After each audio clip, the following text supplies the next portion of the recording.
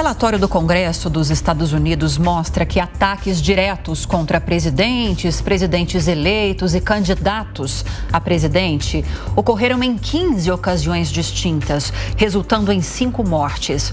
Acompanhe com Carlos Martins. O republicano Abraham Lincoln foi o primeiro presidente assassinado na história dos Estados Unidos. Em abril de 1865, ele foi baleado na cabeça enquanto assistia uma peça de teatro. O atirador era defensor da escravidão e Lincoln havia emancipado os negros. Outro republicano, James Garfield, foi baleado em setembro de 1881. O ataque aconteceu na estação ferroviária de Baltimore e Potomac. O agressor se declarou apoiador da facção de oposição no Partido Republicano e foi condenado à morte. Já no século XX, mais um republicano foi atacado. William McKinley foi baleado em setembro de 1901, durante exposição em Buffalo. O atirador alegou ideologia anarquista e antagonismo de classe e foi condenado à morte. O primeiro presidente democrata assassinado foi John Fitzgerald Kennedy, em novembro de 1963, durante carreata na cidade de Dallas. O atirador, Lee Harvey Oswald, ex-fuzileiro naval que havia vivido na União Soviética, foi morto antes do julgamento e o motivo do ataque é desconhecido. 5 anos depois, em 1968, o irmão de John, Bob Kennedy, foi ferido mortalmente a bala após discurso da vitória nas primárias democratas da Califórnia. O atirador foi condenado à prisão perpétua.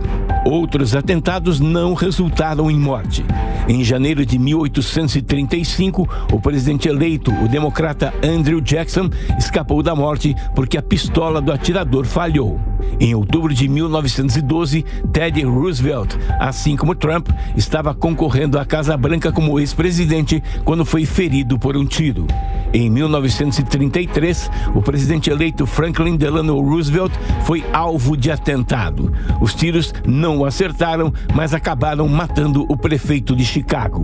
Em janeiro de 1950, tiros foram disparados contra a casa onde estava o presidente Harry Truman, que não foi ferido, mas lamentou a morte de um policial da Casa Branca.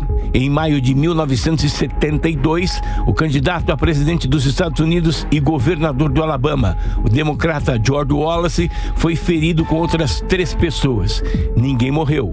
O atirador foi colocado em liberdade condicional em 2007.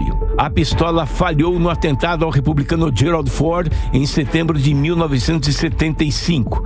A atiradora, membro da extremista família Manson, foi condenada e presa. Ford voltou a ser alvo de atentado 17 dias depois.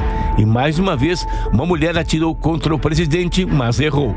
Foi condenada à prisão. O republicano Ronald Reagan foi atingido por um tiro em março de 1981.